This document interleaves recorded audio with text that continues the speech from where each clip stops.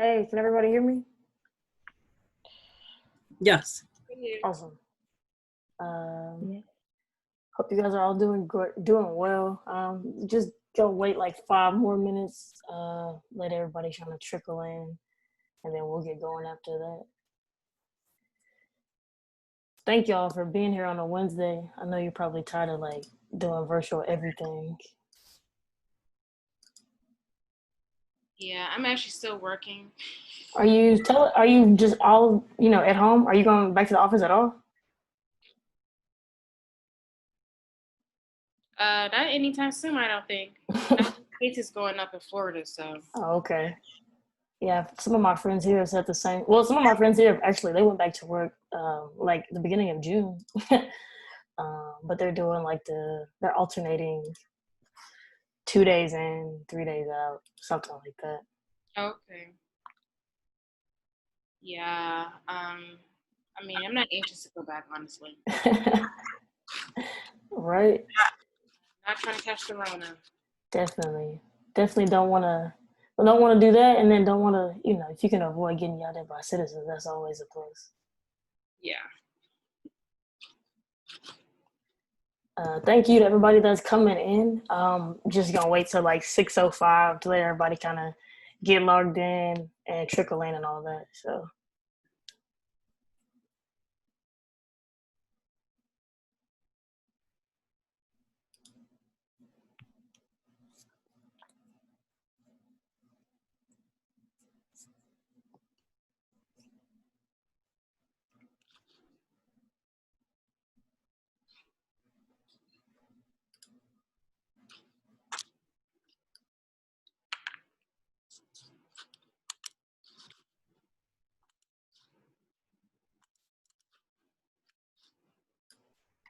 So while we're waiting for everybody to come in, feel free to drop like your name first and last, or just first in the chat, where you're from, what you do, or if you're in school. And if you weren't here last time, you can drop your email address. If you were, you don't have to because I already have it, but you can again if you want, just for other people.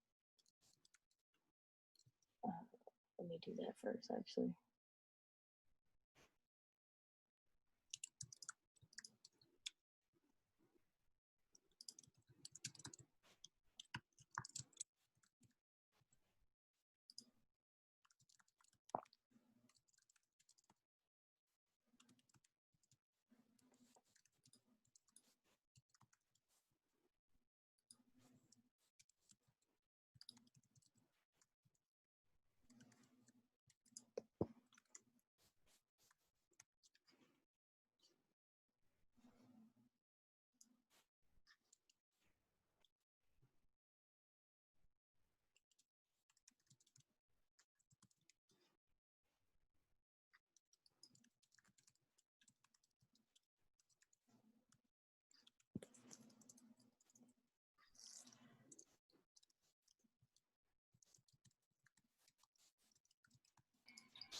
Hi, everyone.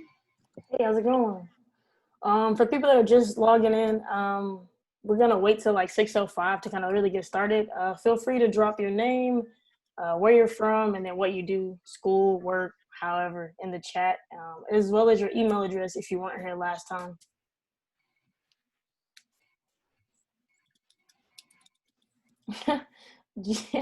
Gigi, really count down the days till you quit?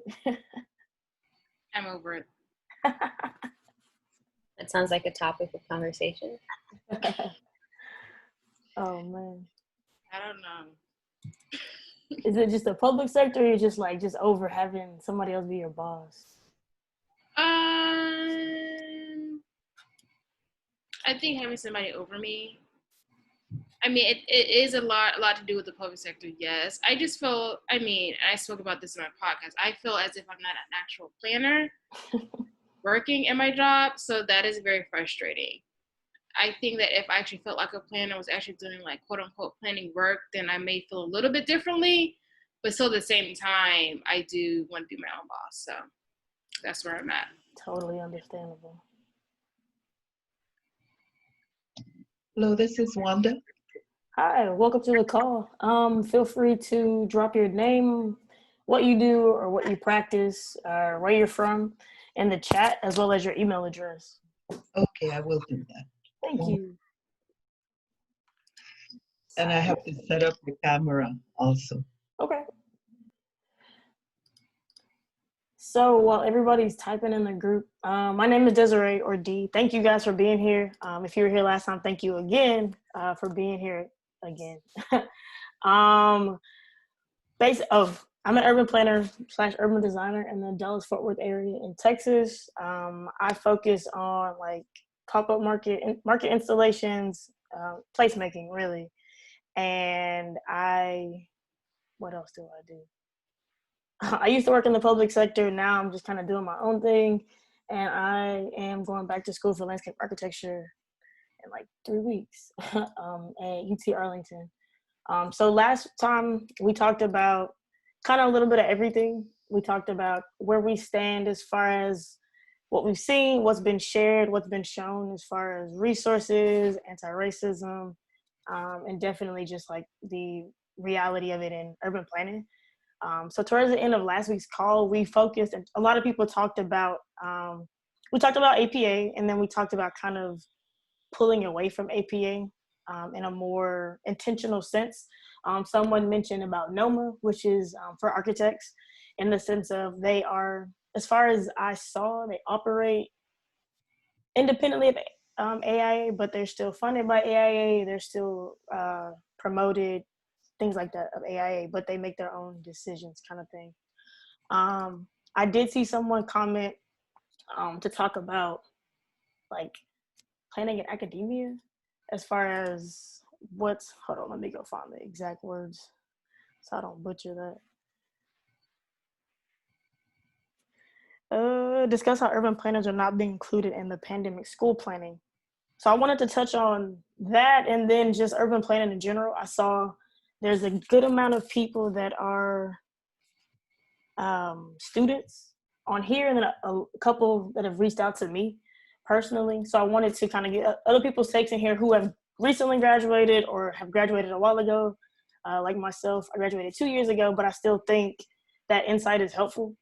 And in the sense of how, if you have seen some resources being shared from the academic side, how it's really kind of leaving out what that looks like for students, especially Black urban planning students, and really non-Black urban planning students. For me personally, I've seen the school that I went to is primarily, it's very diverse. It has a large international population. And my class in general only had like maybe 6 Black students, 3 when we actually ended up finishing.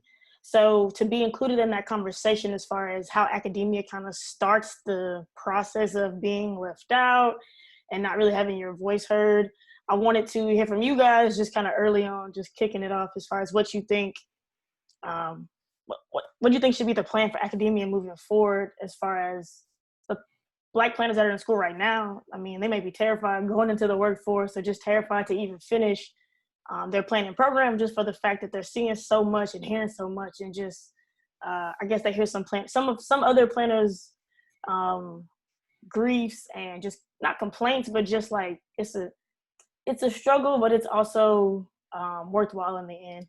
So anybody that's anybody feel free to chime in and contribute to that.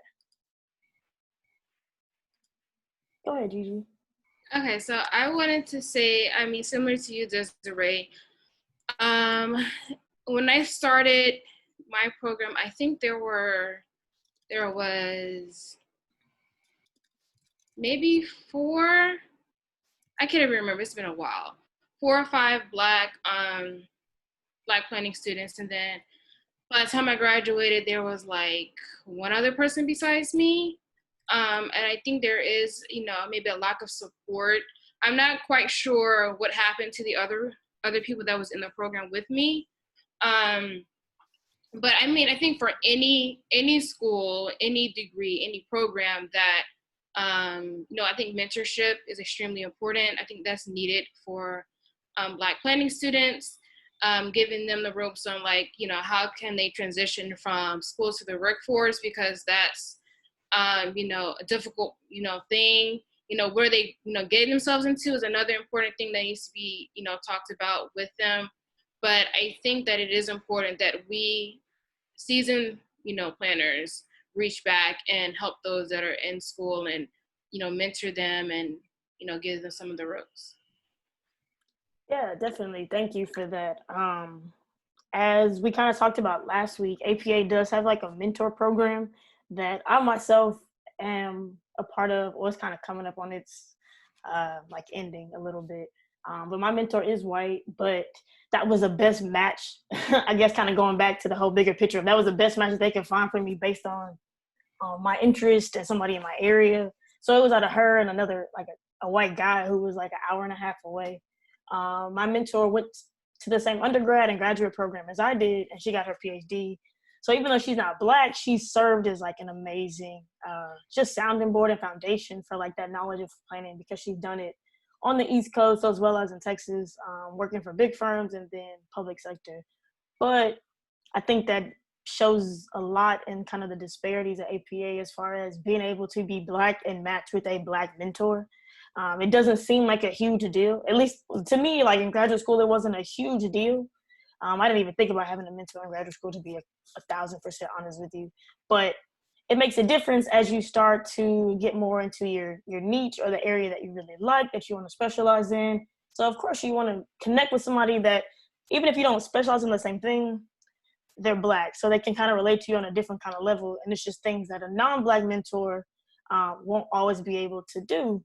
I'm very fortunate that my mentor, even though she's not Black, she's been very open, and we've been able to have very open dialogue about racial tension that's going on, social justice, all of that, and it hasn't, been an awkward conversation.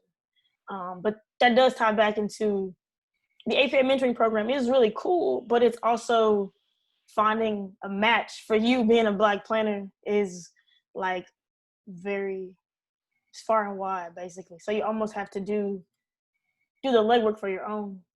Oh yeah, somebody asked about for mentors with planning in the Black community division. Glad you brought that up. So if you don't know, APA has a division that's called Planning and the Black Community. That is primarily where I know when I started graduate school, I reached out to, or I looked at for like guidance, connections, not even networking, just to see other Black people that look like me, because like Gigi mentioned, there weren't very many in my program on campus, and then there weren't very many in my area. They weren't coming to networking events. They weren't seen. So I didn't really know that they existed. Let's see, somebody says 1.5.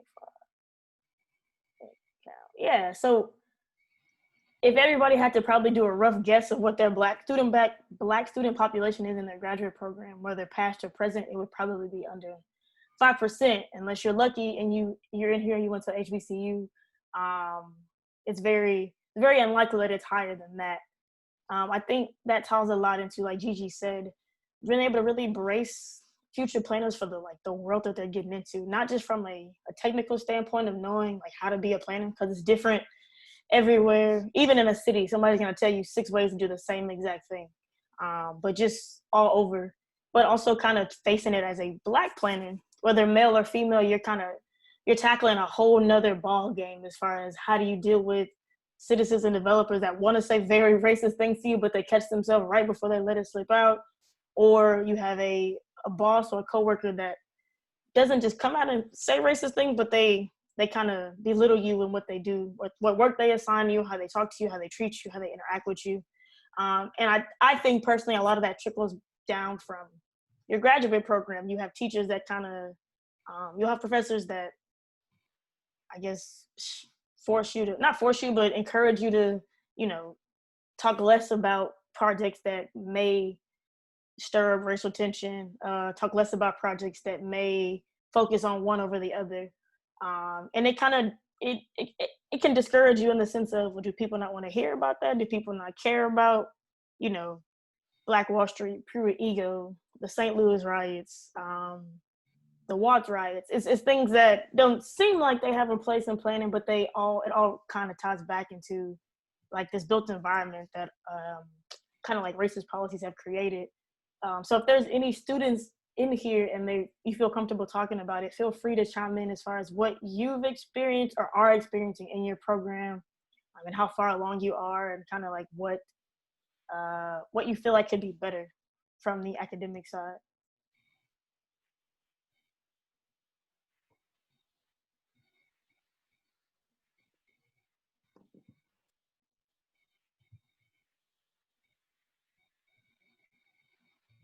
I actually haven't started graduate school yet, but in my undergrad, there were a lot of things that are planning related, but nobody called it that. So like my undergrad, I could have sworn I was inventing like a new field under public policy until I started looking into it on my own. And I was like, this is its own whole thing. I don't understand why all of these classes are under different departments. Like some were in public policy, which kind of does make sense, but then some are under like history. Some are a class that's offered once a year in the economics department.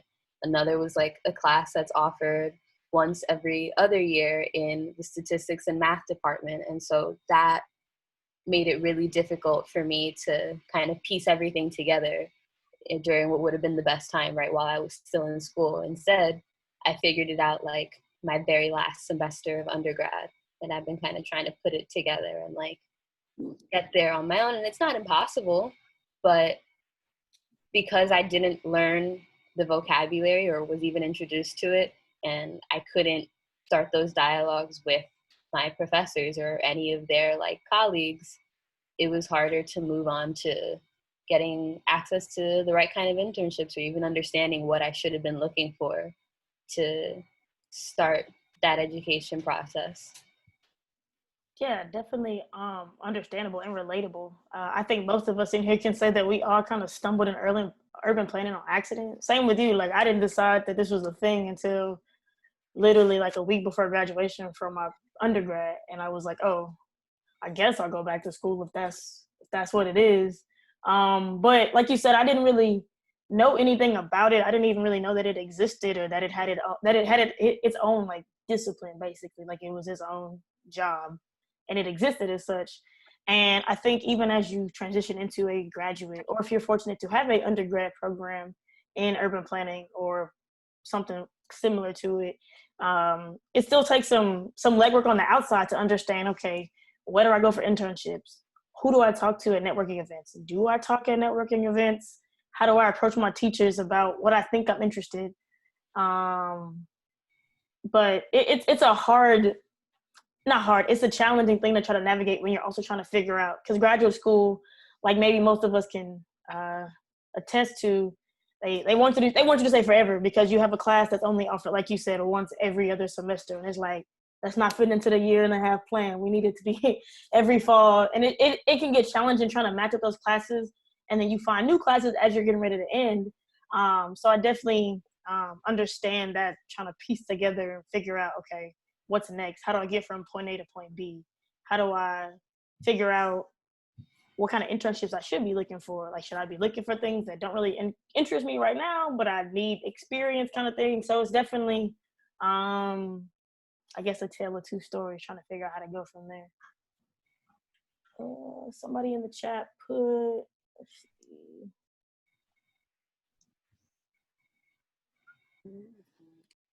Oh, and if anybody else, feel free to talk if you have some input. Hi, my name is Tiara Mack, and I'm a planner. Well, I'm a policy advisor, but I do have my master's in urban planning. I've done a lot of economic development work. I've worked in real estate as a project manager. And I went to Hunter College, which is the social justice based school, if you will, but it was still not exactly filled with Black and brown faces, even though it was social justice based. What I will say about planning school and the profession, and why we're in a special time right now, is because none of this is about planning is not a respected profession, but that's another story. A lot of this is based in systemic racism, right? So they're not going to give us the keys to the master's house like Kobe Black planners when they know that a lot of the things that a lot of the ways we are systemically oppressed is through land use, is through civic engagement, is through economic development. So they're not going to promote this in our schools. Like that's the bigger thing. And once we start, in my opinion, the more focus we put on to addressing racial equity is the likelihood that planning will be able to be more in the forefront of the profession, of the discussion. Because like my biggest statement now is like, I went to school all this time. I've worked in all these fields. This is my time. I've been very vocal this whole time, continuously talking about systemic oppression and how that has been impacted. Even police brutality, like that is directly related. A lot of that is related to gentrification, right? Over policing in a lot of places related to gentrification, and that is a planning issue. Public health is a planning issue. Transportation is a planning issue. Food justice is a planning issue. And all of those areas is the reason the way they are the way they are is because of systemic oppression. So you know what, and I listened to this young lady. I'm sorry, what was your name? Viviana? Yeah. I listen to you and I'm like, I really need to be a mentor because I didn't have a lot of guidance either, but I don't know. I just had a lot of like figure it out attitude. Like I went to some meeting, I walked up to the woman after and said, I like what you said. I would like to work with you. I ended up getting my internship that way. And I worked at 596 Acres, which was ran by a white woman, but it served communities of color, doing land stewardship, getting them community gardens that was formerly city-owned land, or currently city-owned land, but they were trying to sell it to private developers. So we would help the land get transferred back to the Parks Department so that it could stay for public use, stay as a public use. And, you know, and I did this fellowship, a Neighborhood 360 fellowship, and I did a lot of economic development work, and that's how I ended up in my current role. But I'm done. Thank you. I definitely appreciate that. Ashley, I'll let you say your piece and then I'll come in at the end. But yeah, go ahead and talk about the value of Black professors and supporting Black students. Yeah, so hey everybody, I'm Ashley Johnson. So I graduated from the University of Michigan maybe now almost 6-7 years ago, and I was one of maybe three of us in my cohort.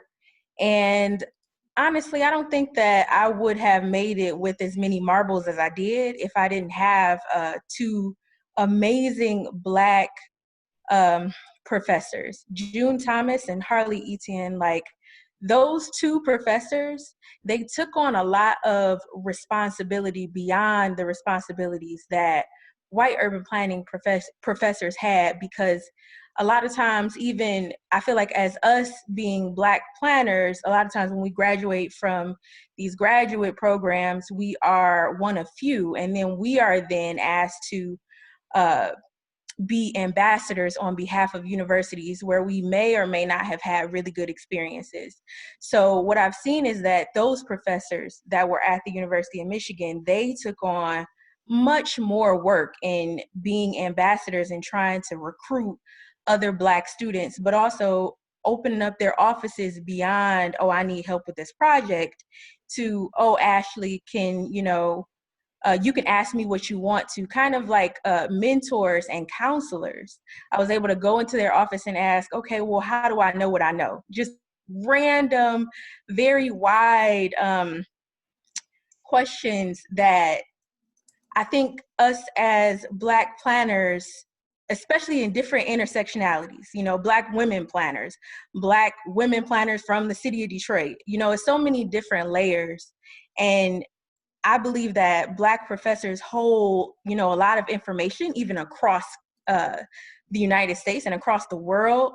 They have connections to be able to connect us to other Black professionals from a viewpoint that many of us don't have. So I just like to kind of plug that as a resource, a very key and vital resource, and a resource that is lacking. I mean, I feel lucky to have had two Black professors, and since June has retired, and Harley goes on and off sabbatical. So I think that is a really important piece that we just need to covet. And I don't want to become a professor, so to speak, but yeah, I think that they're very valuable. Thank you for that. Yeah, also, I'm a little jealous. I didn't have a single black professor, like not even one. I mean, my advisor was black, but she was the worst. And then she ended up leaving like right before graduation. So it's definitely there's really no words for it. It's a transformative thing to have a teacher, a professor that guides you into like this. I mean, you're pretty much gonna, in a sense, you're carrying the weight of the world, and it's like you're moving into a profession that is the base of systemic racism. And the classes that the information that you receive from your white professors are from a very this urban fantasy world of there's no issues, there's no problems, there's no systemic racism. That doesn't happen. That only happens in those bad cities. You know what I'm saying? That doesn't happen everywhere. And then when you start kind of doing your own little research, you start doing projects, you realize like there's this whole other world out there of inequities and things that we talk about and that I've been so supportive of, but in reality didn't know that it was exacerbating the problem. It's making systemic racism worse. It's creating more of a stratification and income, housing, accessibility, stuff like that, that your white professors didn't even, they know about it because they've been around the block. They've been planners, they've been teachers, they've done all these things for 10 plus years, but they've always kind of batted the blind eye to it. So to what Ashley was saying and also what Tiara was saying, it's crucial to have other black people around you. And like Ashley said, of course, I personally don't really want to do the teaching thing, but it seems like that's one of the biggest ways to connect with, undergraduate or graduate students, in the sense of, like I mentioned earlier, sometimes it's more than just having somebody to talk about school. Sometimes you may be going through something that your black professor or your black advisor or somebody black in your administration can relate to and can help you can guide you through it.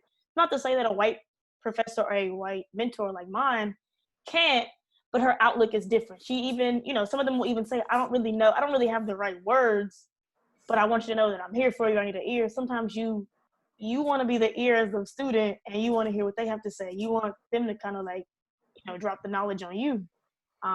So it's definitely, it's something that I think more of us need to get into, but it's also like somebody mentioned on the last call, I don't recommend, and I don't want anybody to feel like you got to champion on being the black voice of your program, because that's a huge responsibility that when you got accepted, you didn't sign up for. You just wanted, you wanted to do what was right, give back, and be a beacon, not be, you didn't want to be in a spotlight like this. It's a big load to take on.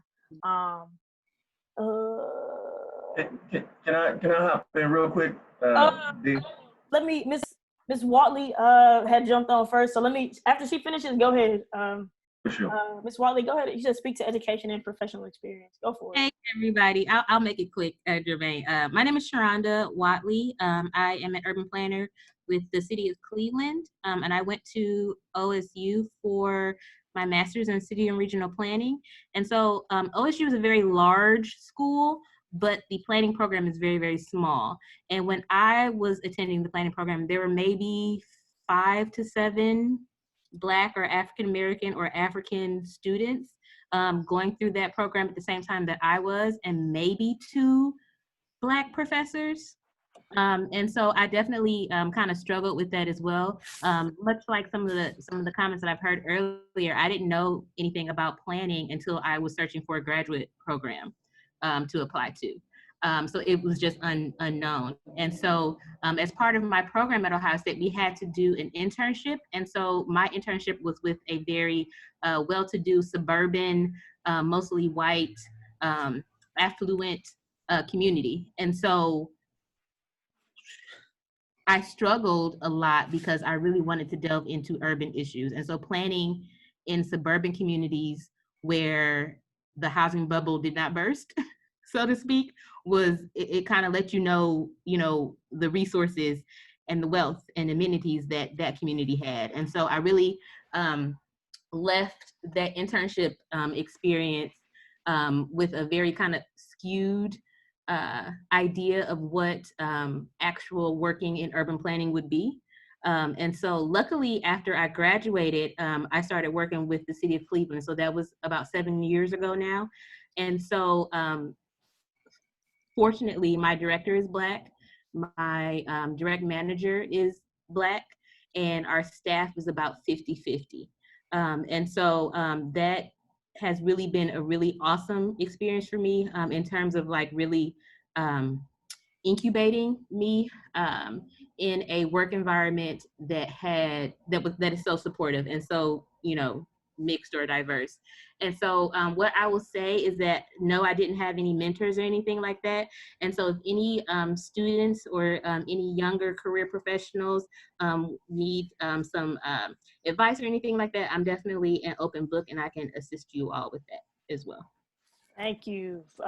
Her email is, I think, in the chat. If not, yeah, definitely reach out to her or anybody else that is willing to do that. Feel free to like drop your email. Jermaine, go ahead. Yeah, for sure. First of all, thank you for pulling this together. This is an amazing thing to see so many beautiful planners, Black planners in one space. Typically, when we're going to meetings and you know, state association meetings and things like that, is far and few between. So thank you for everybody being on here. So essentially, for those who don't know me, my name is Jermaine Ruffin. I'm the Director of Development for the West Side of the city of Detroit. I also host the Streets of Planning. You know, one of the things that this conversation really highlights for me is a couple of things. One, I think there needs to be an acknowledgement that, you know, we all pay dues to an association, or the most of us do, you know, the APA.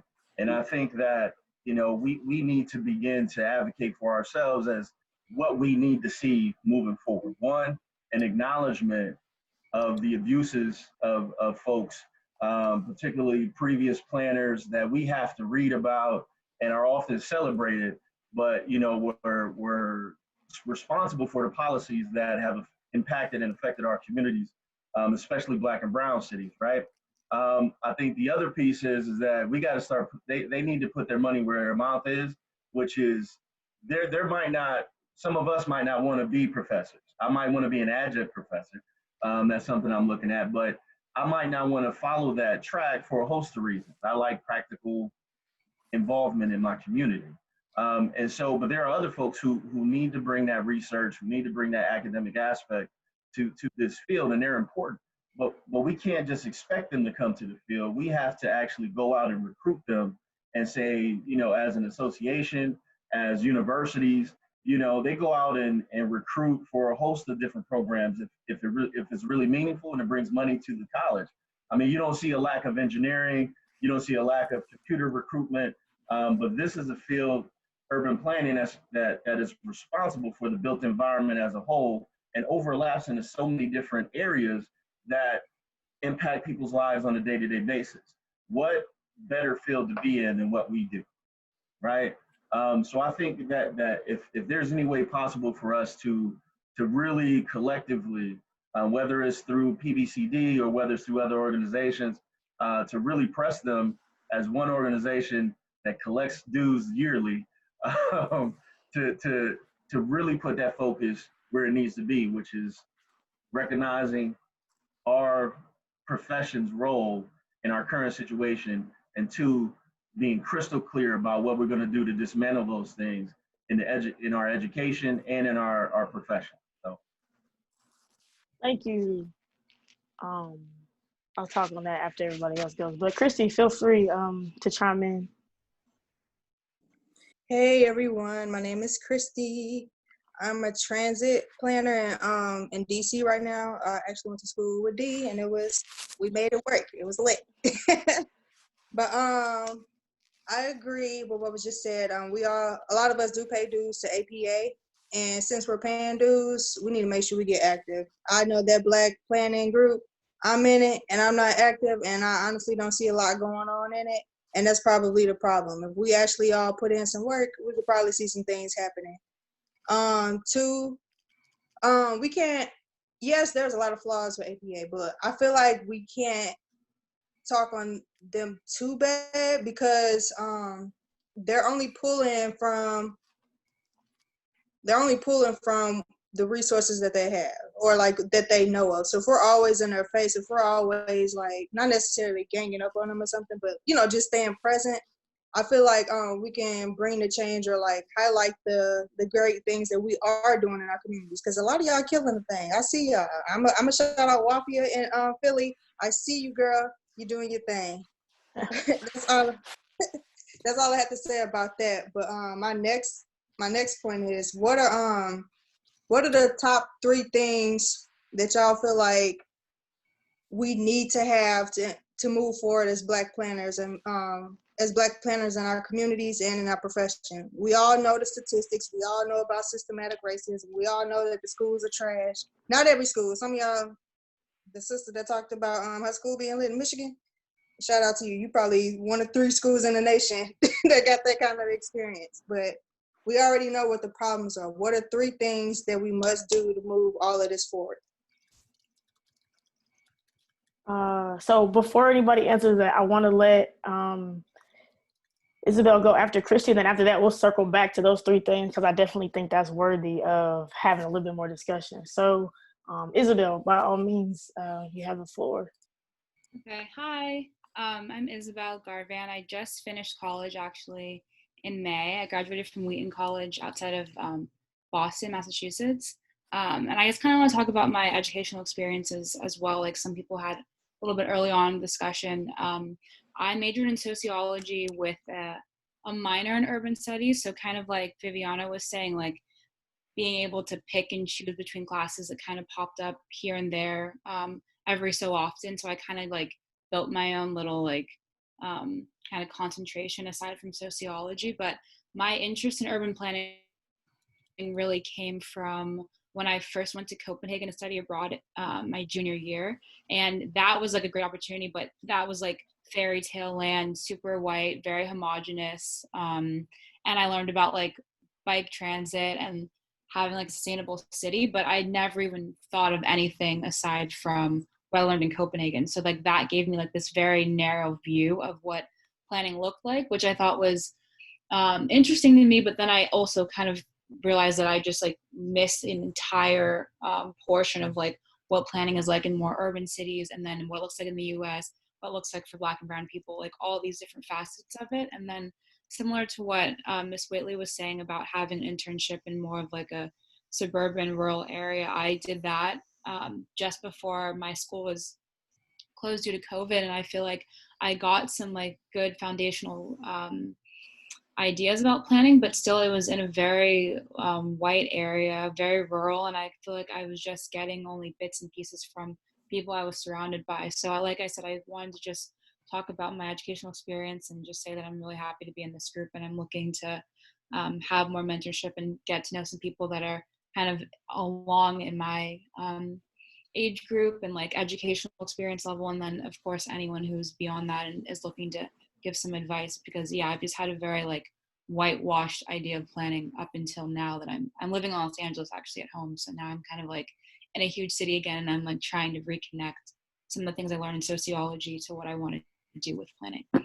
Very cool. Thank you for sharing. Also, congratulations. You're part of the future. Yeah. David, feel free. You have the floor.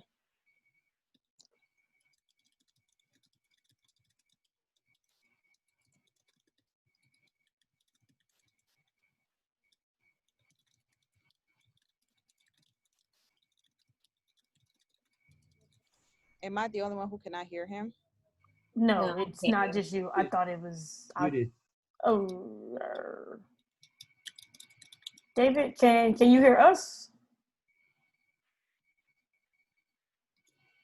Interesting. All right, now I'm gonna make a joke about Gen X. Well, while he's getting his sound together, so I think having that insight from Isabella, being literally a recent graduate, like not even 6 months ago, is a true testament to internships are awesome. But if you are in an internship that you still don't see people that look like you, and you're in a community that their biggest argument is, should we have $500,000 homes or $250,000 homes, you don't really get the insight of what planning can do and what it quote unquote should do. So I definitely appreciate just the fact that you shared that, in the sense of that's like the reality of most planners as they're graduating or as they see their typically white classmates get these high dollar internships, and they're just, you know, they're going everywhere as if they're like, they work for the firm or the city, and you're just getting like bare minimum desk work or nothing at all. Every internship isn't going to be golden. Every internship isn't going to be the ticket. So definitely, you know, find somebody outside of that. And you don't have to have a mentor to be successful by any means. Sometimes it's just having somebody that can, if one day you maybe just want to talk about the white people in your office and the white people shit they be doing.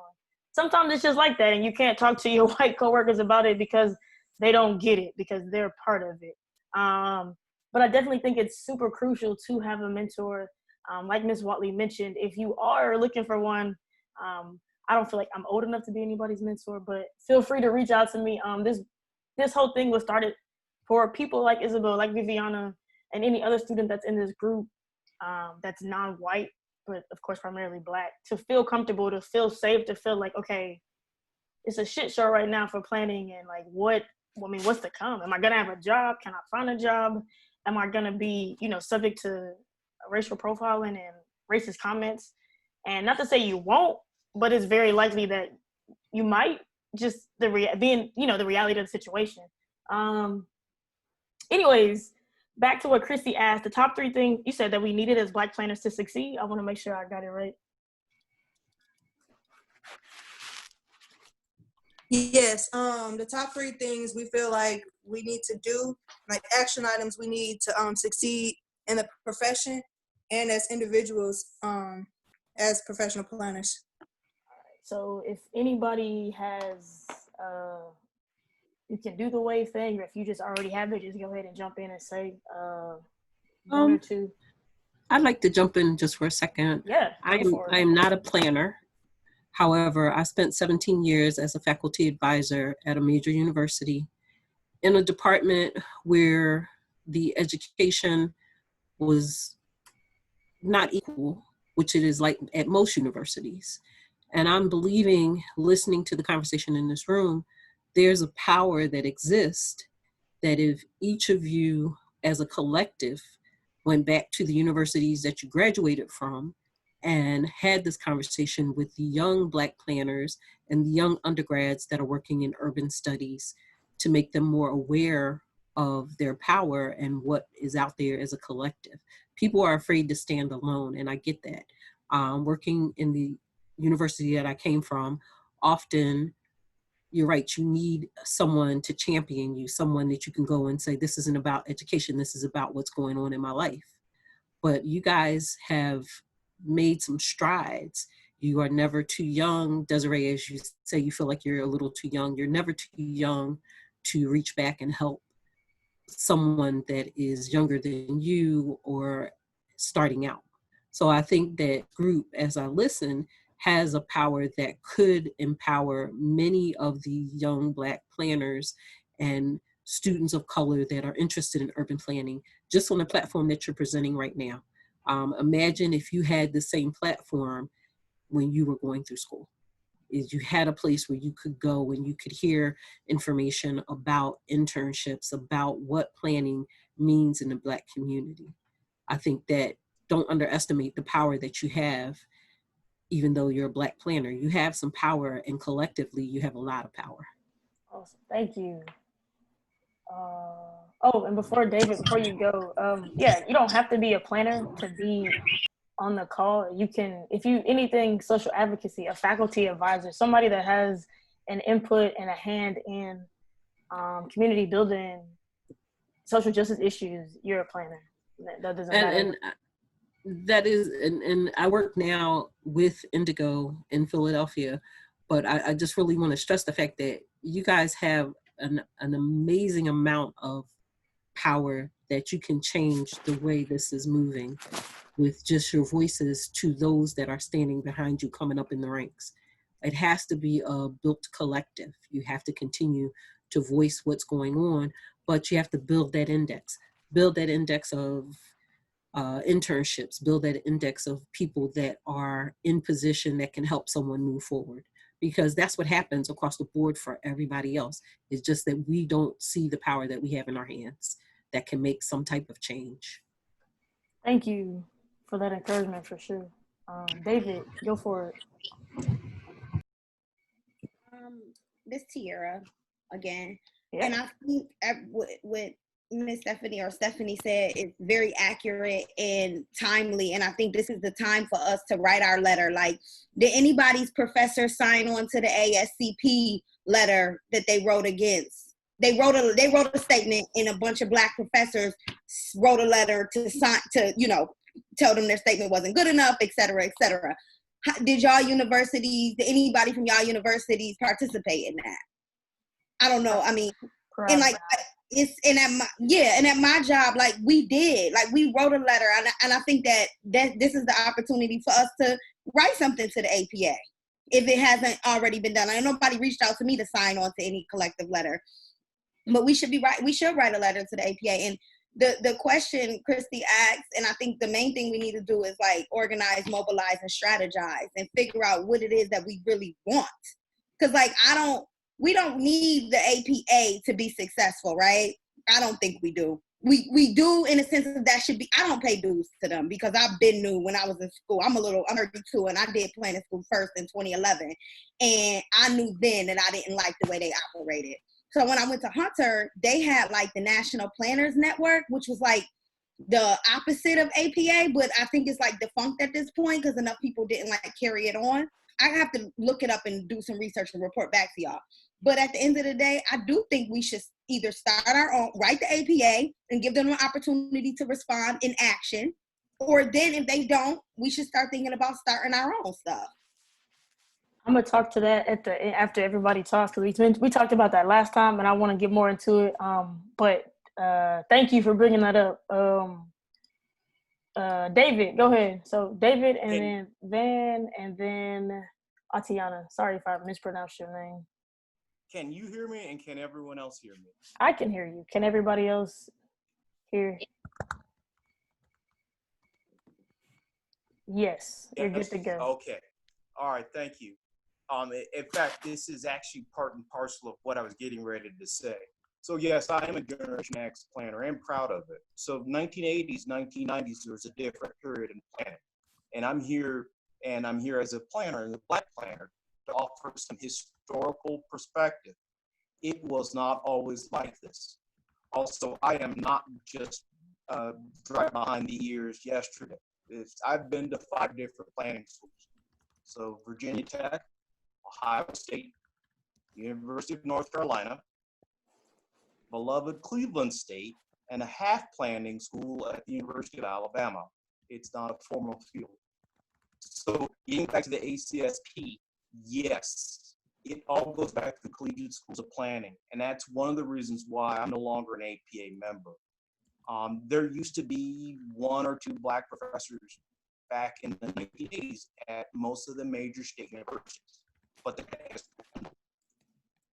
point is that in general, unless there are between 2 to 3 Black professors at any planning department, it's not enough to sustain and develop a whole cadre of students and potential future faculty. The other part is that it's generational too. So in the 1980s, we had the baby boomers, and they wanted basically tax cuts, which then led to cuts to assistance, federal assistance to cities. And at that point in time, the planning profession dropped out of the sky. In the 1990s, you saw the beginning of the Bachelor of Urban Planning being accepted. And then, and I had no problems with the generational aspects. We then saw the millennials take over in 2000 and 2010. So that period has strained planning. Generation Xers like myself actually have more in common with the post-millennials than, sadly, with the millennials. The planning profession is deeply racist. There are people who will not hire you with 2 master's degrees and will go and hire someone with a bachelor's degree. There are racists, even in this county in upstate New York, who will say that they're looking for someone who's in the county, a local hire, and then will go out and hire someone from out of the county who's brand new out of college, just based on skin color. If I had an hour to speak of all the various transgressions and microaggressions have been committed against me as a planner, I would probably spend an hour talking about 500 different aspects. My suggestion is the planning profession needs planning professors, and they need them in depth, trench after trench after trench. So that's all I have to say on that. Thank you for that. I definitely agree in a lot of aspects, in the sense of it's nice to have planners on here that I have a little bit more experience than I know myself, and just kind of seeing like how it's grown. And even though we are at a time to where it's getting better, like this isn't even close to like good enough. So thank you for that insight. Van, feel free to go whenever. Hey guys, I'm speaking from the experience of getting a master's degree in urban and regional policy and not going directly into community development, community planning at all. I actually took a pivot and I went the total opposite route professionally, and I just went into insurance policy. So now that I'm in the point where I am transitioning back as an urban planner with the city of Metro Nashville, just to speak to, you know, some things that will definitely define and accelerate and ensure your confidence as a young planner and as an urban planner, as a professional, just really drilling down on the hard skills, because those are, you know, undisputable. When we're looking at GIS, when we're looking at access, just some tangible things that, you know, you can definitely hit the ground running with, knowing how to do.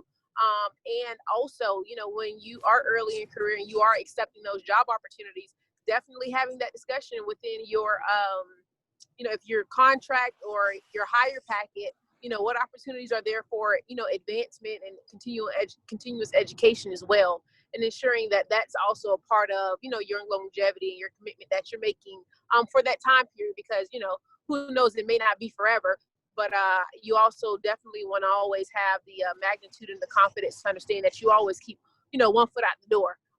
Always. So I congratulate the recent graduates, and in some aspects I feel like I'm still a recent graduate myself since I'm so new to it, but just to speak to some things that can definitely bolster that confidence, and as you know, position yourself for the opportunity to really engage as much as you wanted to, because a lot of my current experience was, I thought this would be what I was doing. This is what I read about. This is what my grad program was about. This is what my thesis is about. And you get to seeing what, you know, in my case, the city level is how they operate and what they're doing. And it's like deja vu, not even deja vu. It's like the sunken place. Like, whoa, this makes no sense. Like, what's really going on? And am I in the right place? Or really just trying to find your lane. So I just say stay open, stay engaged, ask questions. And definitely, as much as possible, tap into things like this. And I don't know if Gigi is still on the line. Definitely, when I was, you know, trying to figure out what my next, you know, avenue was and how I would orchestrate my transition to urban planning, you know, she was phenomenal. So if y'all are not following her on IG, she is who you need. And I'll tap out with that one, y'all. Congratulations, everybody. Thank you. Atiana, feel free to go whenever you're ready. Hey, can y'all hear me? Yes. All right, good evening, everybody. Thank you all for sharing y'all's thoughts. I know this is a different format than meeting each other in person at a conference, but I appreciate just this space that you crafted, Desiree. Just give a brief intro. So my name is Atiana Cordova.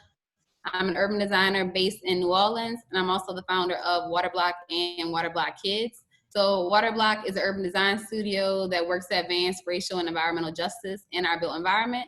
And Waterblock Kids teaches kids about design, so including architecture, landscape architecture, urban planning, and real estate. And part of the reason why I started my companies, even though I graduated not too long ago myself, is because a lot of the frustrations that you all have been sharing on this call, and want to do things differently than what's been taught in school and the curriculum, and just want to do things better for my community and communities that look like me. So I do want to just give a resource, because somebody mentioned earlier about curriculum reform. And since part of my company does focus on youth, I'm also very passionate about that side of this conversation. So I came to urban planning and urban design by way of architecture. So I got my undergrad in architecture. And I think you mentioned it earlier, Desiree, but I didn't even know about urban planning. And if I did, I would have went straight to urban planning first. But when I found out about it, of course, those two worlds collided, and I made it my own thing through my companies. But I say that to say is there's a lot of work being done within the architecture community right now on how do we address curriculum reform. And I'm not sure, Desiree, if there's a way to share resources in this network that you created, but doesn't make sense to recreate the wheel if there's already resources out there. There's been a lot of letters crafted. Maybe some of you all have seen it for the Harvard Graduate School of Design from their African-American student unions and the demands that their students want from those design departments. So there's a lot of great content out there already if we are looking to put something out there towards the APA or whoever we want to target with our list of demands. But definitely having some type of setup where we can share those resources would be great, because there are some initiatives already in progress, and if we can hop and strengthen our numbers and really push a collective message, we'll strengthen what we're trying to get at the end of the day. So it's just my 2 points. Definitely. Thank you. I will talk on that too at the end. Thank you for sharing. If you're not following her on Instagram at Waterblock Global, I'll also put it in the chat, and then at Waterblock Global Kids. We talked a lot about the like the transition on our last call. So this is definitely that, and getting the process started of trickling down, having kids know about it at an early age, and in a format that they can easily understand. So thank you for sharing. Mark, go ahead, go whenever you're ready. Hi, Desiree, and hi, everybody. Thanks again for putting this on. I just want to put in a couple ideas. I'm also a Generation X planner, and everybody's absolutely right. Being a planner, being a Black planner is very much a lonely experience, both academically and once you get to the working world. I've been a member of PBCD for several years. And it's a completely voluntary organization. So the people who are members are doing the best they can, just like the chapters.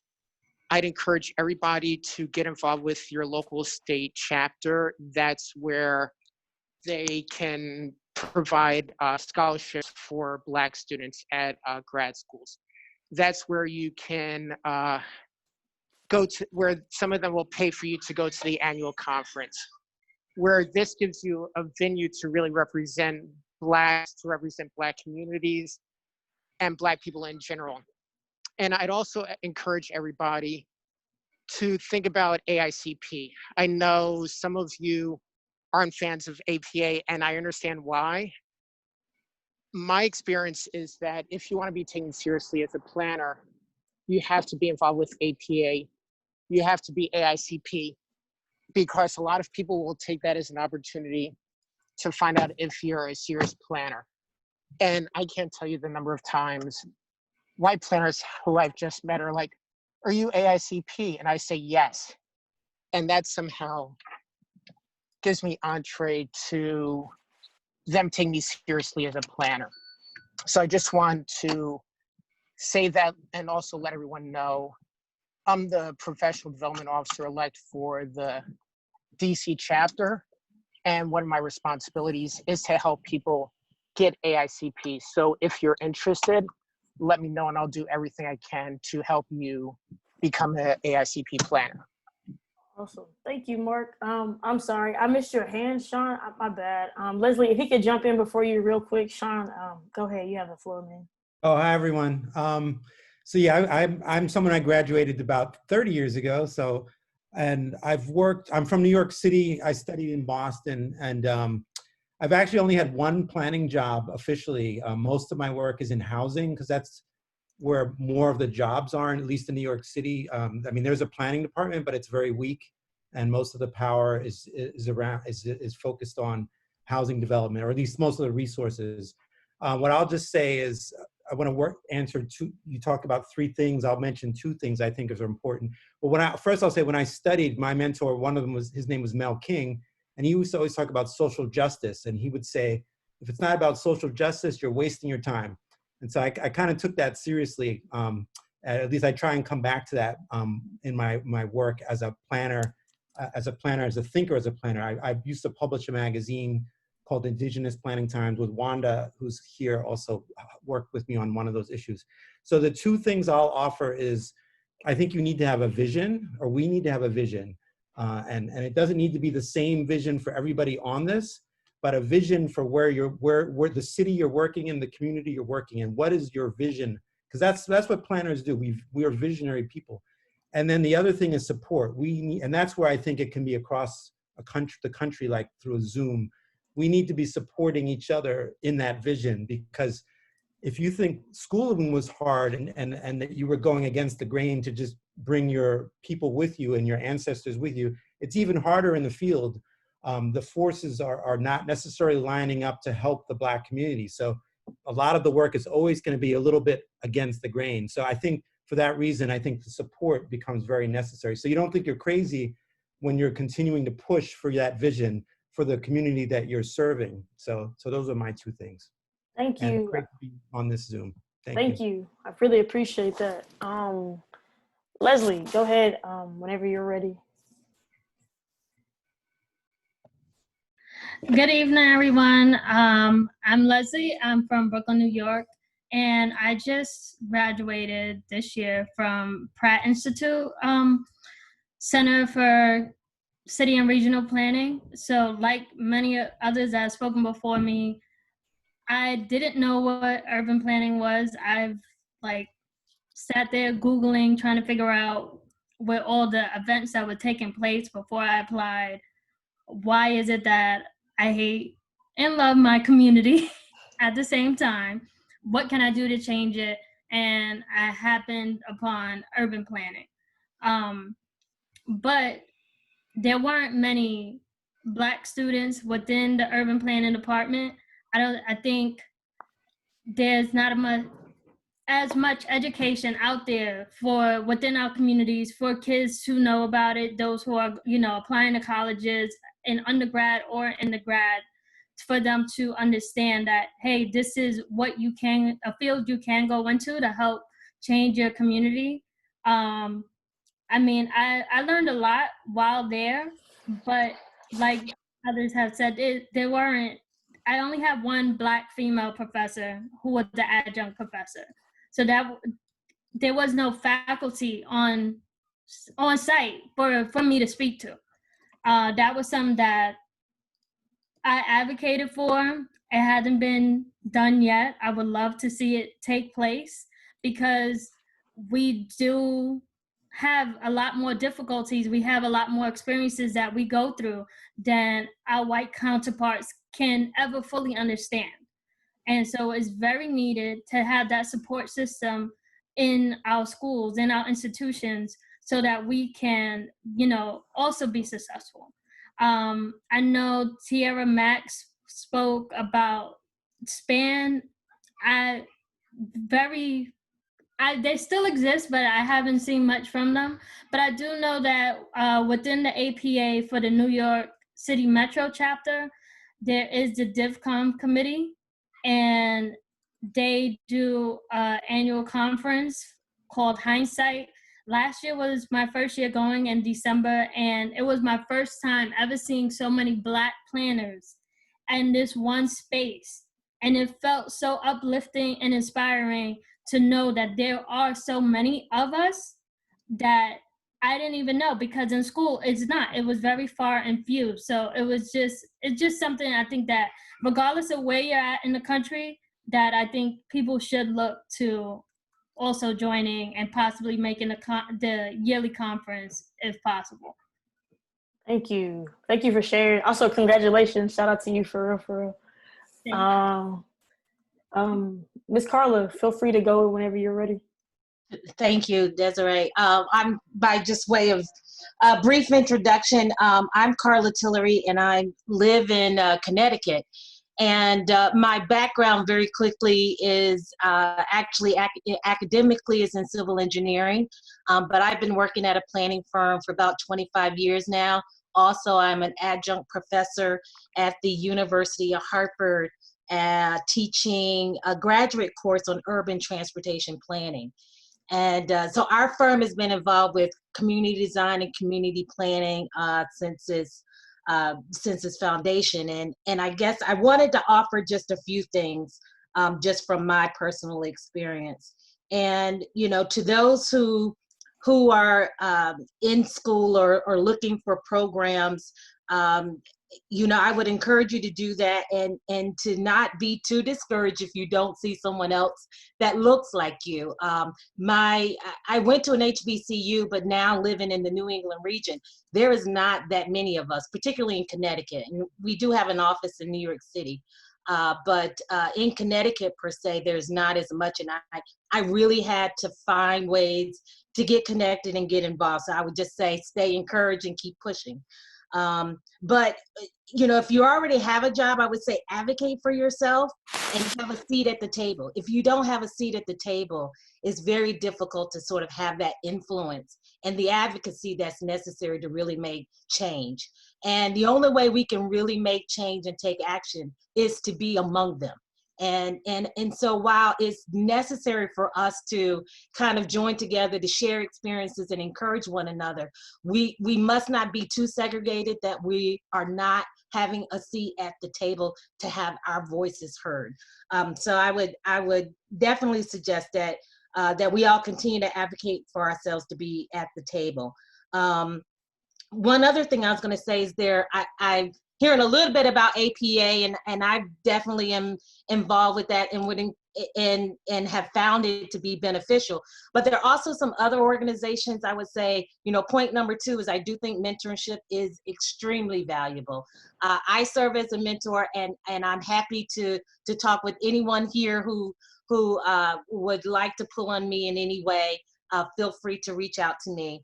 But Women Transportation Seminar, also known as WTS, is another organization. And while it sounds transportation oriented, it is comprised of planners and engineers, and because what we do is so hand in hand. But they have a mentor program that I found is very helpful. It is an international organization, and they have chapters all over. And I would say that they have a great mentor program that I just wanted to throw that out there. There's another organization as well called the Council of Minority Transportation Officials. Again, is kind of focused on minorities, somewhat in the transportation industry, but again, I can't stress enough how engineers and planners work very closely together. So I would definitely suggest that there are some opportunities. Just very quickly on my experience, the only way that I felt more comfortable and was able to start to have a voice and advocate for a lot of the issues that I saw and experienced in the urban environment was to actually get actively involved. So I would say be intentionally choose to be active, because without being active, that engagement and making change, you know, it may be an uphill battle. And my last point was, there are some organizations, and I'm not quite sure about APA, but anywhere where you could have like some influence and connections to like the national, state, and local policies, you know, that to me, that's kind of, at least from my lens, is where it is at.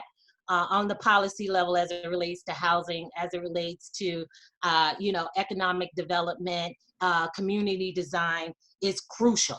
And again, without having a seat at the table and connecting with those folks, to me, at least in my experience, that's where change can happen. Thank you. Thank you for sharing. Miss Wanda, feel free to hop on whenever you're ready. Thank you. I'm Wanda Mills, and my background is in architecture and urban planning.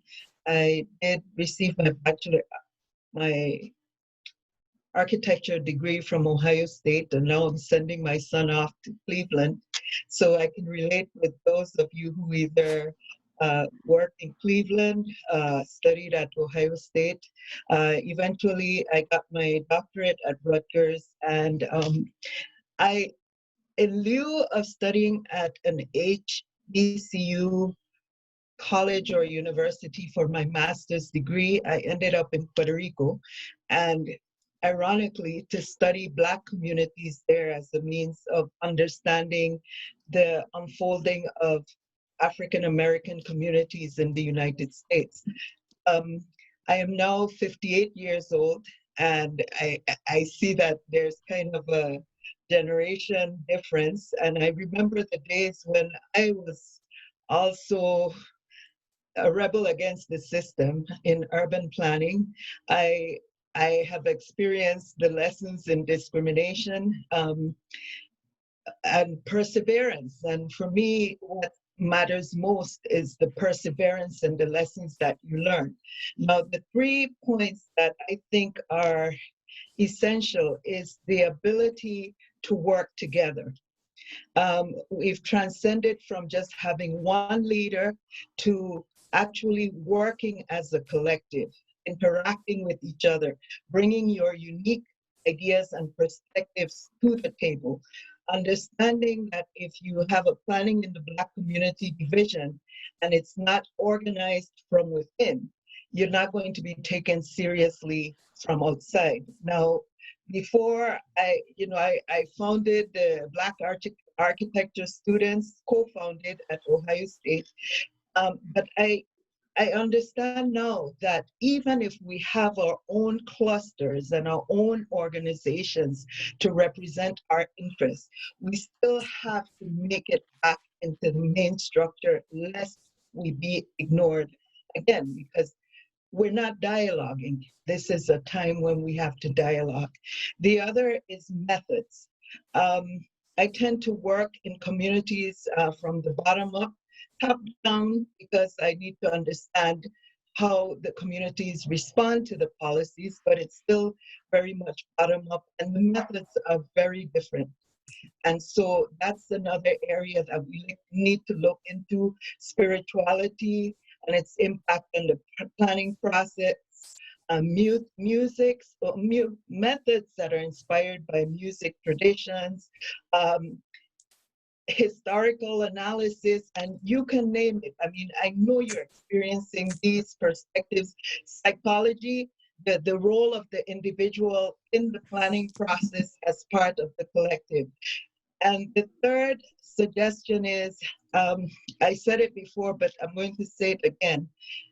It's great to have organizations that just focus on your unique interests, but I do not support turning your back on the mainstream organizations.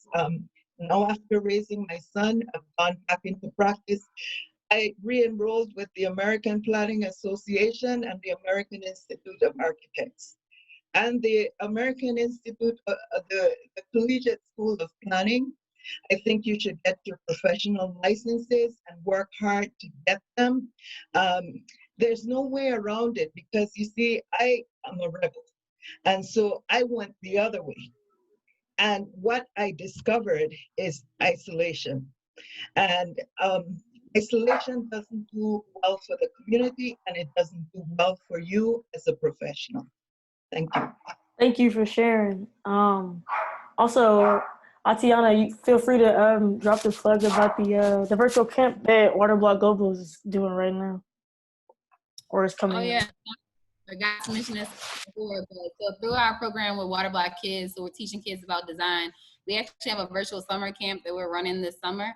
So we have our last registration for session 3, which is open for 6 to 8-year-olds.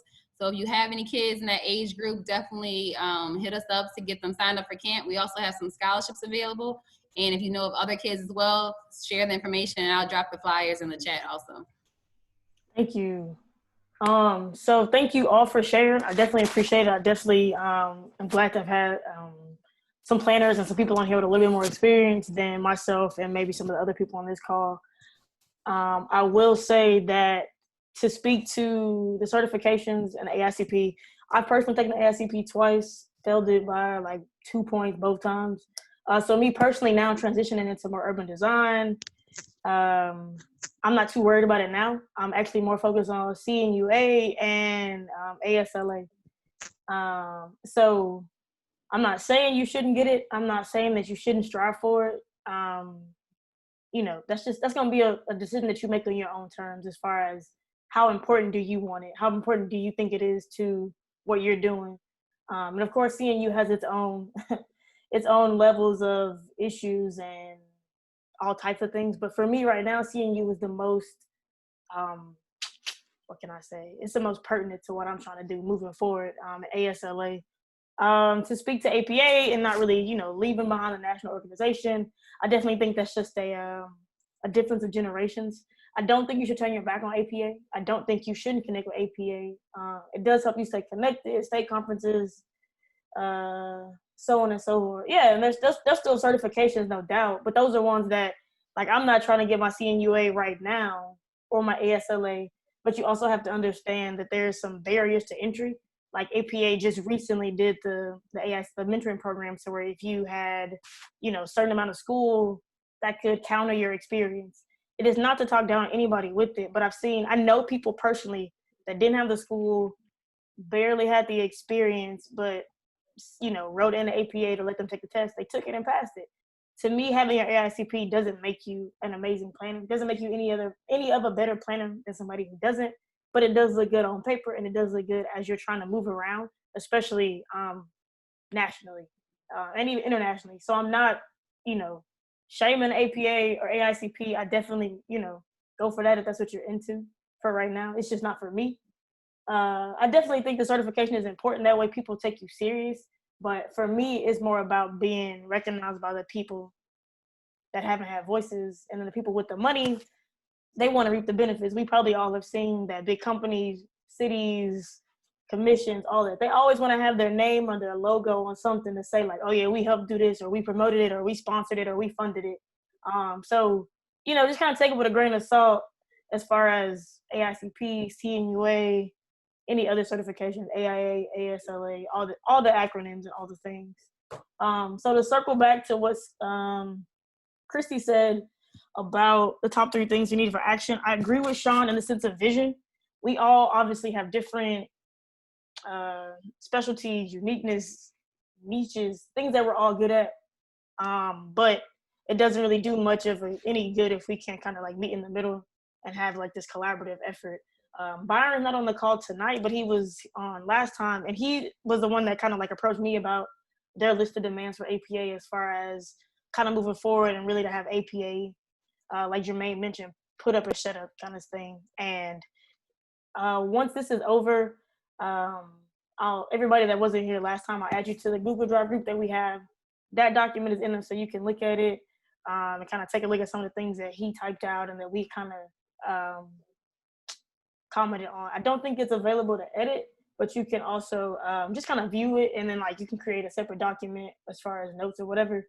And then, so we've talked about that in the sense of like moving forward, but I definitely think that vision part that Sean mentioned is super important. Also to Tiara's point of organize, mobilize, and strategize. I've seen a lot of people be more reactive now. Like everybody wants to be anti-racist now. Everybody wants to read all the books, Color of Law, White Fragility, instead of being proactive. I think that comes from us. Like Christy mentioned as far as being involved. I mentioned on the last call, and even today, it is none of y'all's responsibility to carry the weight of Black people in planning. It's not your responsibility to put it on your back and take it home every day and walk around with it, because it's a lot. On top of already existing as a Black person in this profession, in the development world at all. So planning, architecture, engineering, design, it's already hard as it is to be respected. So I don't expect anybody to take on that extra weight of, okay, now I gotta be the token Black person and go to all the meetings and do all the organization and coordination and all the things. And that's tough. Everybody has lives, families, kids.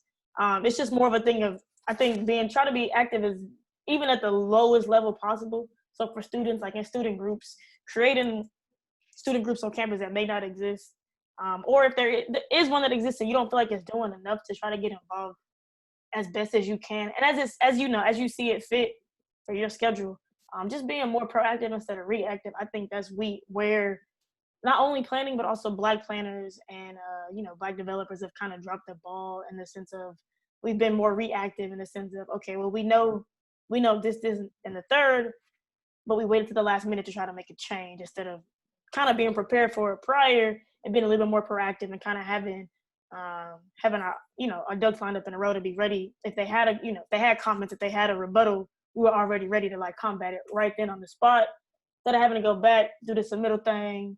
That's a whole nother process, a whole nother story for another day. So if anybody else has anything as far as what they think those 3 things are, or adding to that list, feel free to chime in here or in the group chat.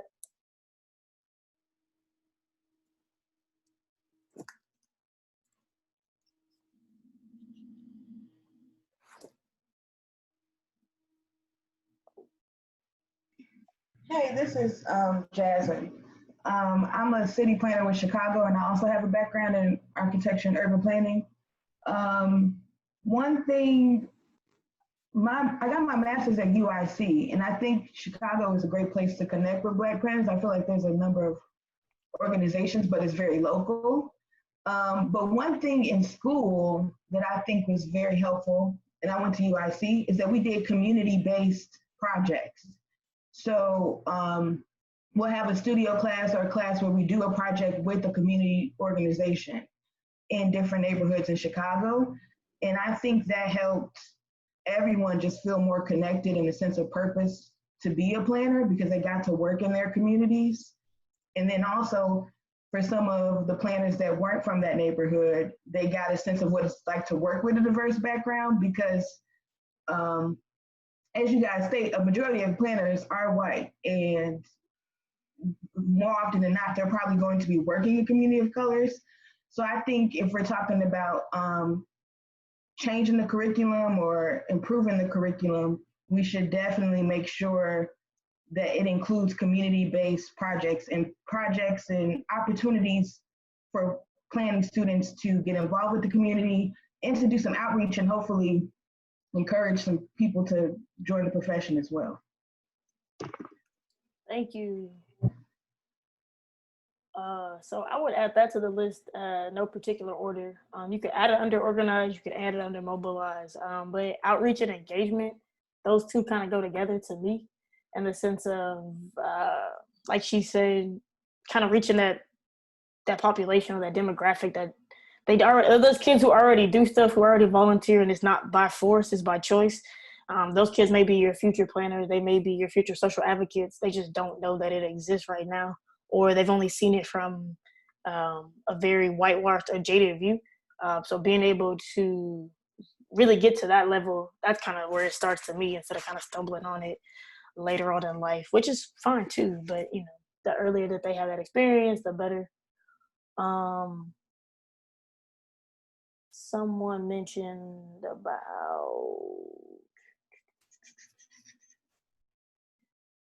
oh yeah, anybody feel free to jump in while I'm trying to like scroll through and remember what I saw.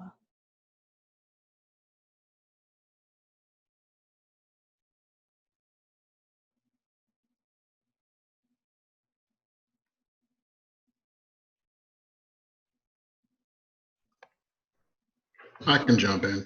Name's Don Bigler. I'm a planner in the DC area and been working in the DC, Baltimore area for around 15 to 20 years now. I've happens to know a lot of really great Black planners.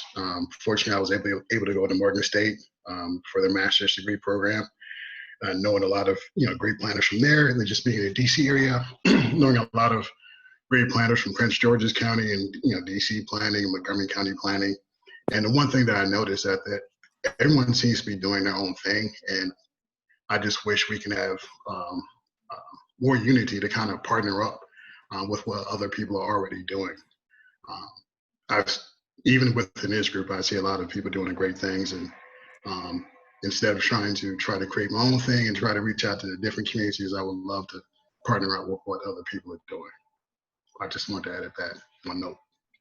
Thank you. So to that, Mark that spoke earlier about APA and AICP has been amazing. He's connected me to PBCD, like their chair or vice chair, I don't know the real title, but to kind of be on the same collective page as far as what they're doing and what this is hoping to accomplish.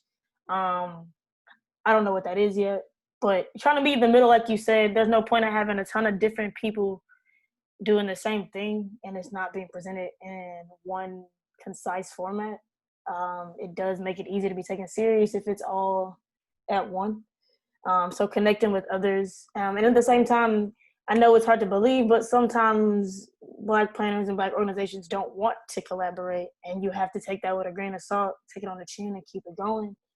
In the sense of they want to be dominant in their field and in their arena. And that's their income, that's their firm, that's how they get paid. So I definitely, I'm open to collaboration all the time, but in the short amount of time that I've been doing this, I have seen that some people want to be chiefs and not everybody wants to be a chief and everybody wants to be be an Indian. And like Ms. Wanda mentioned earlier, we can't all be leaders.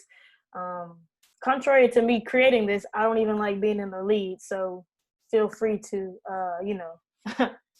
take over or, do whatever. This is just, I wanted everybody to have a place to be able to connect. Fabiola, go for it. Hello, everyone.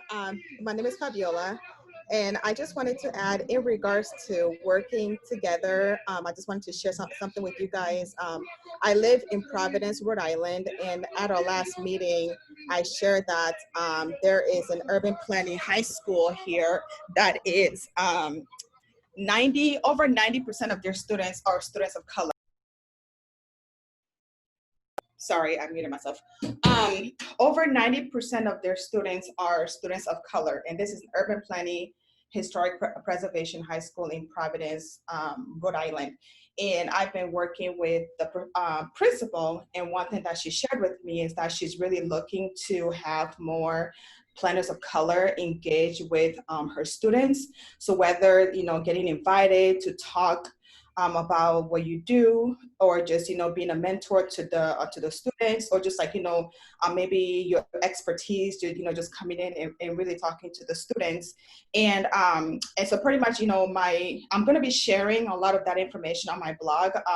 So Beyond Urban Planning, I'm on social media. So when she is looking for any type of professional, I'm going to put it out on my blog, and just seeing if there's anybody that is interested in talking to the students and getting involved. So if you are interested in doing something like that, because like I said, like over 90% of these students are students of color, and it is an urban planning high school. So if you want to follow my blog, I'm going to start putting out just different things that she's looking for. I know that one thing that she's looking for is she wants somebody to teach a course. Now, since everything is online now, it does make it easier, because you don't necessarily have to be in Rhode Island or in the New England area. You can be anywhere. So as soon as she has that, organized, I'm going to share that on my blog. So if you want to follow me on social media so you can kind of just stay up to date with that, that would be great. Thank you, Fabiola. That's awesome. For the person that mentioned about going to PhD to kind of study or to be a teacher or be a professor, I think that's a great segue to that. Also, to comment on that, it seems like a good idea to get your PhD, and it seems like a good idea to get that extra 5 years. But again, the entry to teach the profession, like the professor profession at some universities, is not as simple as getting your PhD. It's still not enough sometimes. But thank you, Fabiola. Hers is, I'll just type it down here. Beyond, I think it's Beyond. Go for it. I just want to add that you're doing a fabulous job, but let it not be that all of the weight is placed on you, but that it be equally distributed, even if you're the leader, so that, we can work collectively. Just like Fabiola has this blog, and others have blogs, or the summer camp program, and we cross-fertilize each other. You're the catalyst for all of this, and we appreciate that. Thank you. I appreciate it. Trust me, I'm not really the leader type. Feel free. Don't ever feel like you are, you're over promoting yourself and your brand. That's you. That's what you created. So from Fabiola, Atiana, Gigi, myself, anybody else in here that is like writing a blog, a website, starting a firm, doing consulting work, whatever, do not be afraid to like drop your handles in there, because that's how we all connect, and that's how we all, stay connected. And it's, that's how we kind of see what everybody's doing, especially that we're all over the 50 states. So thank you, Ms. Wanda. I definitely appreciate it. Sean mentioned about the vision. Actually, let me go back to Gigi's point. She talked about getting more planning at HBCUs. I would love to be a part of it. I didn't go to HBCU, so I really can't do a whole lot. I tried to go to Jackson State for my master's. It just didn't work out. But if anybody wants to speak on that has HBCU experience or lives in an area with an HBCU, please feel free to share that and kind of some insight on how we can transition into those programs, at least if not as a course, at least as like some type of extra leg of resource, mentorship, so on and so forth. Or I Gigi, have you, a quick question. I'm sorry, guys. Can we save this chat? Do you save the chat? yes, I recorded and I figured out how to save the transcript. Thank you so much. Of course. I'm done. Thank you. And Gigi, feel free to talk a little bit more about the HBCUs and kind of like what you're hoping or what you wanted to like get out of that. Yeah, I mean, I think that it's good that we have more representation as it relates to having, more Black planners coming out and, in the world or whatever. But, there's only 3, Alabama A&M, Morgan State, and Jackson State with urban planning programs. And there is a local HBCU in my area, and I was going to probably start with that. Not to say that I couldn't start with another one, but they don't have any program that's, I think the only program they have, I guess, that's similar, maybe like sociology. But I'm sure it'll probably have to start small, depending on what the school may have, with a minor, and then moving up into like a full-on either bachelor's or master's program. But it's something that's been on my mind for the past few years, and I really don't know how to get it started. I don't know if, I need to connect with somebody that has a PhD, because I only have a master's. So if I was to, contact the dean or the president of a university to get this started, would they, listen to me because I don't have a PhD? So I, thought about that. So if there's anybody on here that's, has a doctorate degree, PhD, and has any insight on something like that, please let me know. If I can jump in really quickly. Yes. Angela Brooks, sorry, I was on another call until a minute ago. So Gigi, I think one of the things, you don't necessarily have to have a PhD per se, but I think working with the Planning Accreditation Board and the Associated Schools Collegiate Planning is a good start. They're always looking at trying to engage other universities. I will say personally, as a national board member for APA, I have reached out to several of the existing programs, including Jackson State, where I'm at least undergrad alum, and it has been a little bit challenging, to say the least, and exceptionally frustrating. But I'm willing to work with you, but I just know it's going to require a lot of patience, because if I'm having the National APA conference staff contact a school and I'm not getting a response, yeah. Thank you for that. Like she mentioned, Texas Southern, which is in Texas, they were on the brink of accreditation a couple years ago, so they kind of had a little bit of a makeover for their program, but they also do some amazing things. Like Ms. Brooks mentioned, I don't know what it is at the HBCU level. Sometimes it's just hard to get in touch with people. Sometimes it's just hard to get a response from people. And then sometimes it's just like, you're trying to pretty much pitch yourself via email, and that can be tough, trying to pitch like, let's change this whole program, or let's add this to a program. Side note, Marta, thank you for creating the document. It's a Google Drive for anybody that wants a mentor or mentee relationship. So if you're interested in having a mentor and having a mentee, there we go. She shared it in the group chat. Thank you, Marta, for putting that together. No problem. Just to jump in, I also created a sheet for anyone who's plugging any organizations or resources. I see there's just so many really good resources being shared here, and might be helpful to put it all in one place, and we can kind of talk about organizing it or creating additional categories as it populates and develops, but just wanted to get it all in one place first. Thank you. I can just jump in real quick. I just want to talk about HBCUs. So there's a lot of HBCUs with architecture programs, and I'm in the DC area. There's a ton of planners, Black planners, who got their architecture degrees from Hampton, and now they're planners. And I know there's a few other schools of architecture too. I think Howard has a school of architecture. And then the second point I want to make about HBCUs, which was so great having their planning program, is that I have 2 degrees, one from Temple.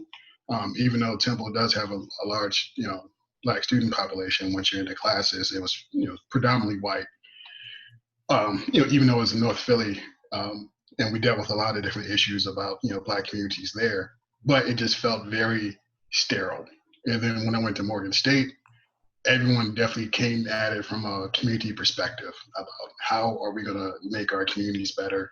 It was just an unspoken thing that was amongst us. So I'm not sure how it is in other HBCUs, but that was definitely the vibe at Morgan.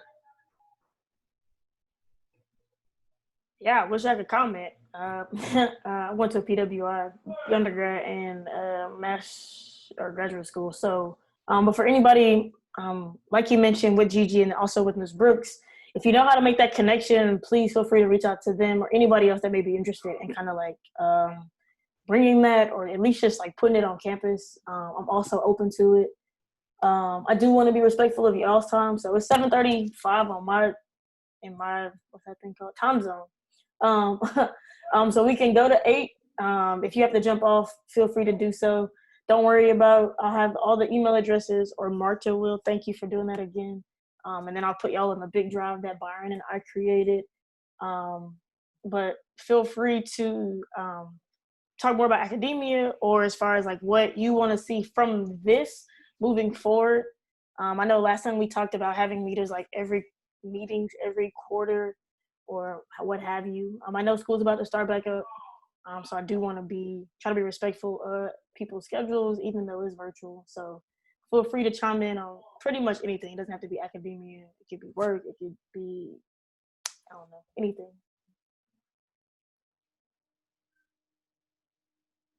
I could jump in, kind of reflecting on my academic experience. I'm a student in the community planning program at the University of Maryland, and I'm part-time and just did 1 year. So just scratching through my my core courses. But one thing that I'm really fortunate for is having professors who really focused on social justice in their education and their pedagogy, and really encouraging students to think about what their theory of change is.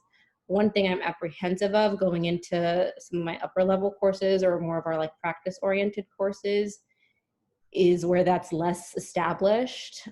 Specifically I'm supposed to take planning economics like upcoming, in this next semester. And I've had that professor before, and it's very like traditional economics oriented professor. You just talk about markets, and it's not a lot about, not very great dialogue on it.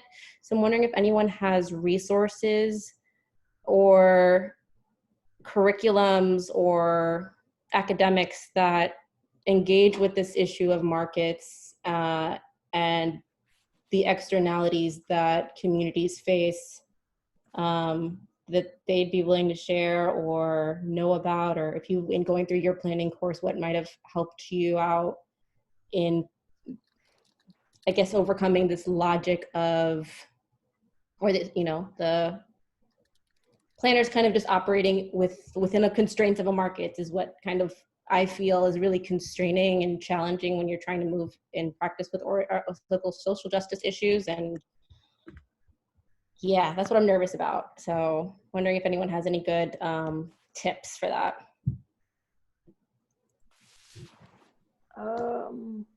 So when you say market, are you referring to kind of like your traditional neoliberal, sorry, go ahead. No, finish. You can go finish. I wanted to. I think it's kind of your traditional neoliberal markets, your supply and demand issues that produce the same kind of outcomes and inequalities that you see on the ground. For me, it's always like a political issue, or the solution is always a political one. But I'm wondering if there's a way to frame that in planning or in design that can engage with economics a little bit differently. I don't know what the answer is. I don't really know what it is I'm looking for, but I'm trying to like prepare for a professor that's pretty old-fashioned.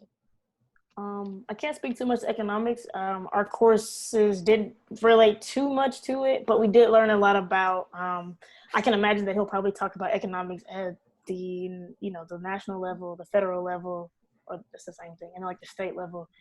If there's anything, when it comes down to like public sector and funding, it is very traditional, cut and dry.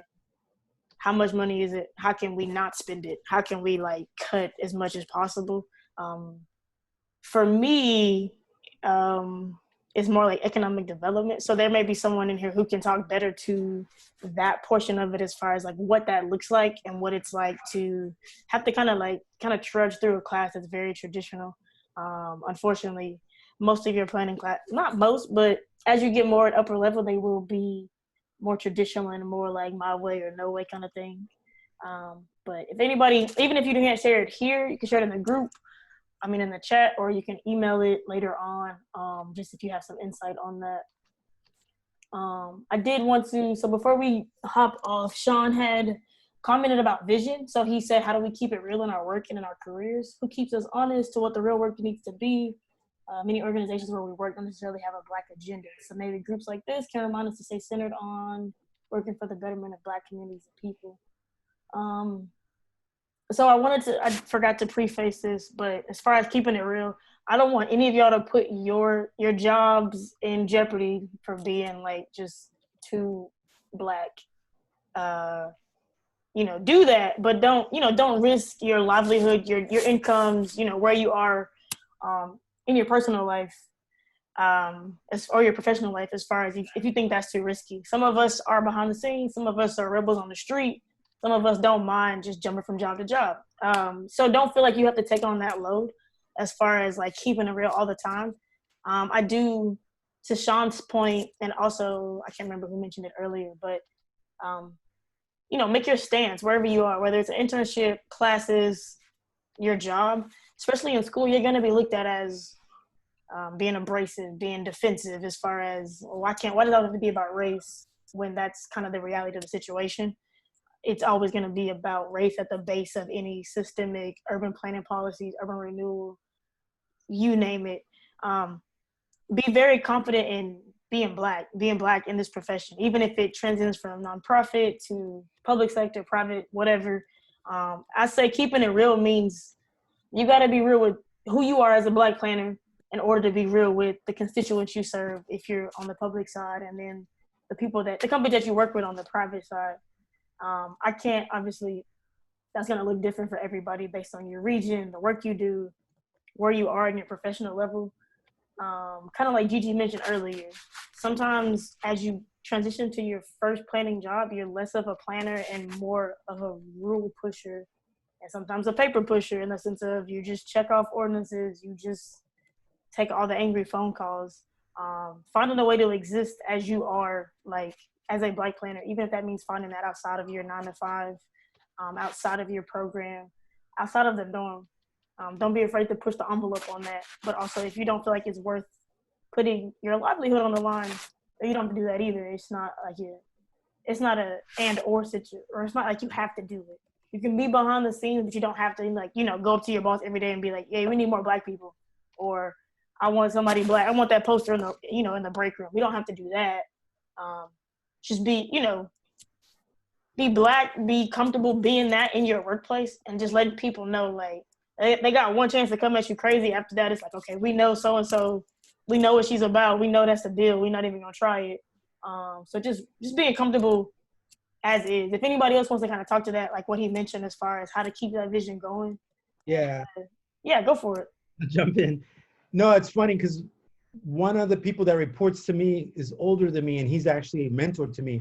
And he reminded me recently, and he's African-American. He served in the military. He's in his 60s. And he said, you got to choose your battles. And I'm sure we've all heard that. But he reminded me because wherever you work, there's different injustices and different things you'll disagree with.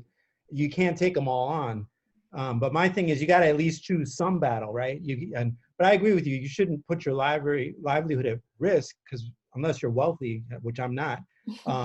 But there has to be some resistance somewhere at some time. That would be my thing, But yeah, it's a balance. Planning is a balance of technical work and potentially connected to social movements. So it's like, I think you can do both. You can fulfill, depending on where you're working, you can fulfill the mission of where you're working while also challenging, if it needs to be challenged. The mission may already be progressive. It may already be pushing for the Black community, or it may not be. So I think it's always you're always negotiating and navigating wherever you find yourself, and finding the right positioning, to make a difference and to stay employed. Yeah, most definitely. Make sure you're still getting a check. I do not want you to put your livelihoods on the line. If you, like we all do, probably need that check, to pay bills and take care of, the necessities. But that was a great point in the sense of you can exist in both worlds. If you're somebody that's not too much of a hellraiser, that's okay. You can be somebody that, killing it behind the scene, that writes ordinances and policies that, you're getting what you want and people don't even realize it. Or you can be somebody that's on the front, on the scene, front and center every time, pushing the narrative of everything that you hear me say is going to be black, black, black, black, black, black, so on and so forth. So it's just, you can pick your poison in a sense, no matter what.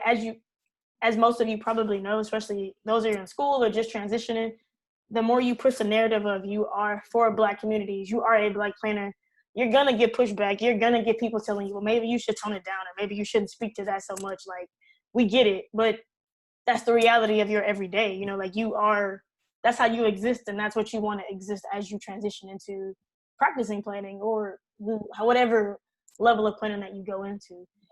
So to kind of close out and wrap up, unless anybody else has anything, the action items that Christy mentioned, if you happen to think of some or come up with some, I'm going to add everybody to the Google Drive that we already have, as well as the spreadsheet that Marta shared and created. Thank you again. Feel free to drop them in there. I'll just create a new doc, and then we'll try to kind of, compile them all together and collaborate them all at once. That way, again, you are not reinventing the wheel. If there's one thing that you're going to hear a lot in this profession is don't reinvent the wheel. Somebody already did it, probably did it poorly. You just have to make it look better. And that's probably the main thing. I'll send out some dates as far as like when the next one is or how y'all want to do it. If you have any suggestions, feel free to email me. Oh yeah, my email address isn't in there. Sorry. Oh, what's my name?